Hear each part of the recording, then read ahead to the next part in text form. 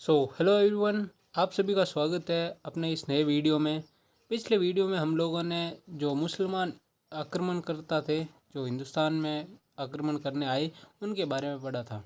उसमें सबसे आखिर में हमने पढ़ा था कि मोहम्मद गौरी आता है और राजस्थान और दिल्ली के इलाकों को अपनी रियासत में मिला लेता है। और मोहम्मद गौरी की मौत के बाद उसके जो गुलाम थे उनमें उसके राज्य का बंटवारा हो जाता है। तो हिंदुस्तान के इलाके पर जो गुलाम शासन करता है उसका नाम है कुतुबुद्दीन ऐबक। इसके बारे में अब हम लोग पढ़ेंगे। तो चूँकि ये मोहम्मद गौरी का गुलाम था इसलिए इस वंश को हम गुलाम वंश या ममलूक वंश भी कहते हैं। कुतुबुद्दीन ऐबक ने अपनी राजधानी लाहौर को बनाया था और इसने फिर कुछ उपाधियाँ ली थी, जैसे लाख बख्श। लाख बख्श का मतलब होता है लाख बख्शने वाला। और पील बख्श, मालिक, कुरान खां, सिपा सालार, हातिम ताई, ऐसी उपाधियाँ इसने ली थी। इसने जिस वंश की स्थापना की थी उसको हम कहते हैं कुतुबी वंश। और इसने कुछ चीज़ों का निर्माण कराया था, कुछ बिल्डिंगों का। उनमें से एक है कुतुब मीनार जो कि हम दिल्ली में देखने को हमें मिलती है। और 2.5 दिन का झोपड़ा अजमेर में स्थित है। कुव्वतुल इस्लाम मस्जिद जो कि दिल्ली में स्थित है। और नालंदा विश्वविद्यालय जो था उसको बख्तियार खिलजी जो इसका सेनापति था उसने ध्वस्त कर दिया था। फिर इसकी मृत्यु हो जाती है 1210 में, जब ये चौगान या पोलो खेल रहा था उस टाइम इसकी मृत्यु हो जाती है। इसकी मृत्यु के बाद जो सुल्तान बनता है उसका नाम है आराम शाह, जो कि इसका बेटा होता है। आराम शाह के बारे में हमें ज़्यादा नहीं पढ़ना है क्योंकि वो 8 महीने या समथिंग इसी अवधि में वो राजा बनता है। उसके बाद में इल्तुतमिश ने उसको मार दिया और खुद राजा बन गया। और उस टाइम जो दिल्ली का जो राजा होता था उसको हम कहते थे सुल्तान। तो उस टाइम सुल्तान जो है वो इल्तुतमिश बन जाता है। तो इल्तुतमिश के बारे में हम लोग अब पढ़ेंगे। तो इल्तुतमिश ने शमसी वंश की स्थापना की थी। कुतुबुद्दीन ऐबक ने अभी हमने देखा कि कुतुबुद्दीन ऐबक ने कुतुबी वंश की स्थापना की। इसी प्रकार से जो इल्तुतमिश है उसने शमसी वंश की स्थापना की। हाँ, ये सभी गुलाम वंश के अंदर ही आते हैं, ठीक है। कुतुबुद्दीन ऐबक का जो ये दामाद था इल्तुतमिश आज का जो तुर्किस्तान देश है वहाँ का रहने वाला था, जो कि इसकी जाति जो थी वो अलबरी तुर्क थी। इसने अपनी राजधानी को लाहौर से दिल्ली शिफ्ट कर लिया था। हमें मालूम है कि कुतुबुद्दीन ऐबक ने लाहौर को अपनी राजधानी बनाया था, तो इसने अभी दिल्ली में शिफ्ट कर लिया राजधानी को। इसी को वास्तविक संस्थापक कहा जाता है इस गुलाम वंश का। ये जो है खलीफा की इजाज़त से सुल्तान बना था। हमने पिछले वीडियो में देखा था कि जो मुसलमान जगत का सुप्रीम लीडर होता है उसको खलीफा कहते थे। इसने कुछ सिस्टम चलाए थे अपने राजकाज को चलाने के लिए। उसमें इसने जो सैन्य प्रशासन और अपने प्रशासनिक कार्यों को संभालने के लिए कुछ विभाग, कुछ ऐसे दल बनाए थे। उनमें से एक था दल चालीसा, या जिसे हम तुर्काने चहलगानी कहते हैं। इसमें 40 तुर्क सरदार हुआ करते थे और उनकी सलाह मशवरे पर जो भी है फैसले लिए जाते थे।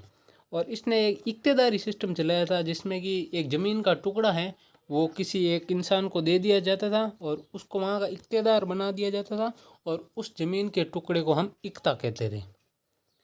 इसने कुछ सिक्के चलाए थे और सिक्कों में कुछ क्या बोलते हैं कि अपडेट किया था उसको, जैसे कि सिक्कों के टकसाला का नाम उन सिक्कों पर लिखना और शुद्ध अरेबिक में सिक्के चलाना। इसने 2 सिक्के चलाए थे। एक चांदी का चलाया था जिसे हम टक्का बोलते हैं और एक कॉपर का चलाया था जिसे हम जितल बोलते हैं। कुतुबुद्दीन ऐबक की मृत्यु के समय ये जो गवर्नर था वो बदायूं क्षेत्र का था। ख्वारिज़्म जो कि अफ़गानिस्तान के ऊपर जो ये कुर्गिस्तान वगैरह ये है, किर्गिस्तान, कजाकिस्तान, ये वाले देश जो है वहाँ का राजा जो था वो उस टाइम था खिलजी नहीं, जलालुद्दीन। तो जलालुद्दीन ने मंगोलों से शरण मांगी थी जब चंगेज़ खान ने उसकी रियासत पर हमला कर दिया था। तो इसने उसको शरण देने से मना कर दिया था। और इसके बाद में तराइन का तीसरा युद्ध 1215 में हुआ था, इल्तुतमिश और यल्दौज के बीच में।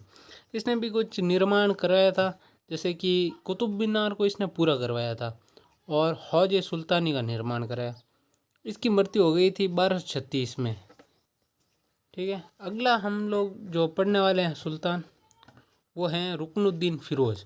रुकनुद्दीन फ़िरोज़ भी ज़्यादा समय तक शासन नहीं कर पाया था, क्योंकि इल्तुतमिश के बाद ये सुल्तान बना, लेकिन इसका शासन जो है इसकी माँ ने चलाया था, जो उसका नाम था शाह तुर्कान।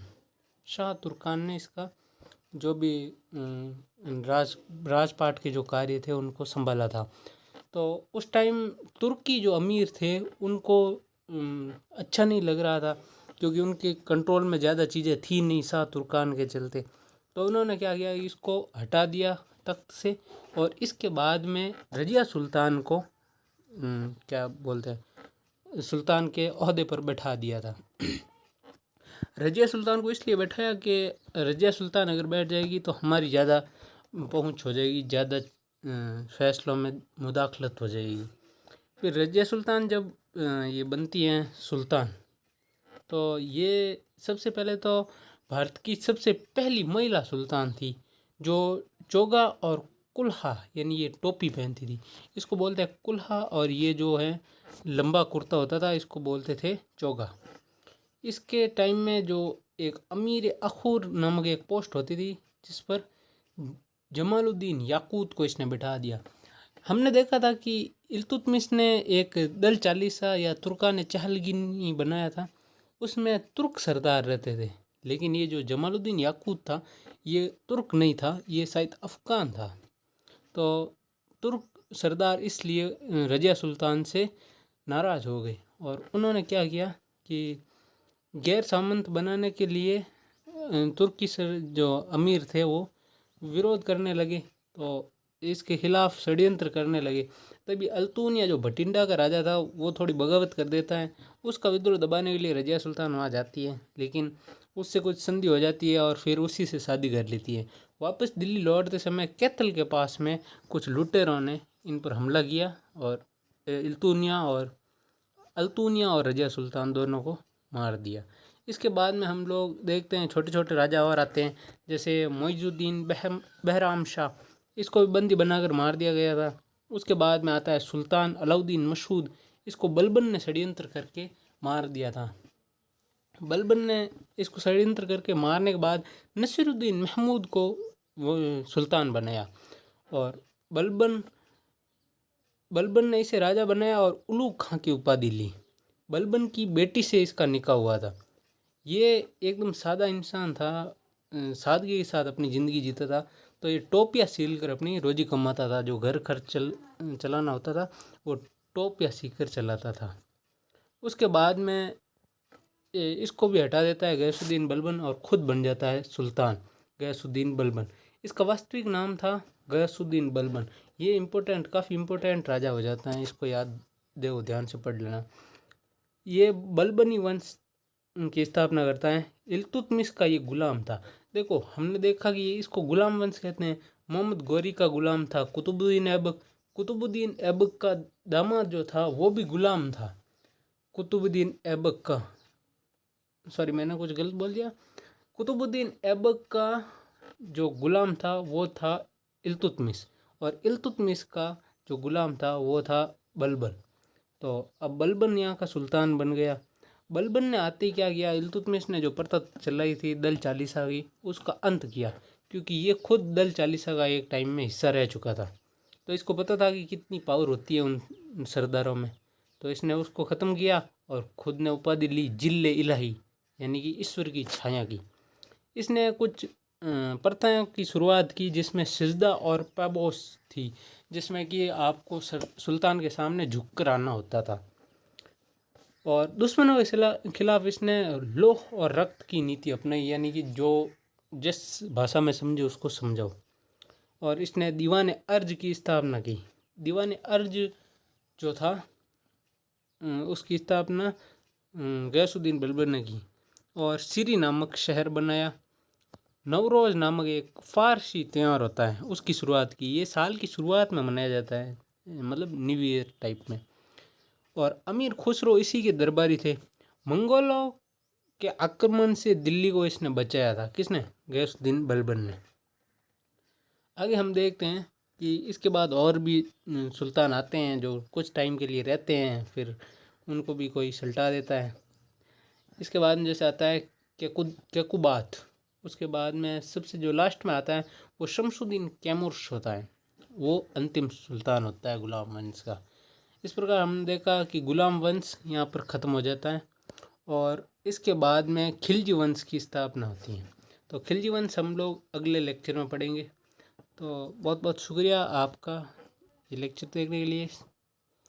धन्यवाद।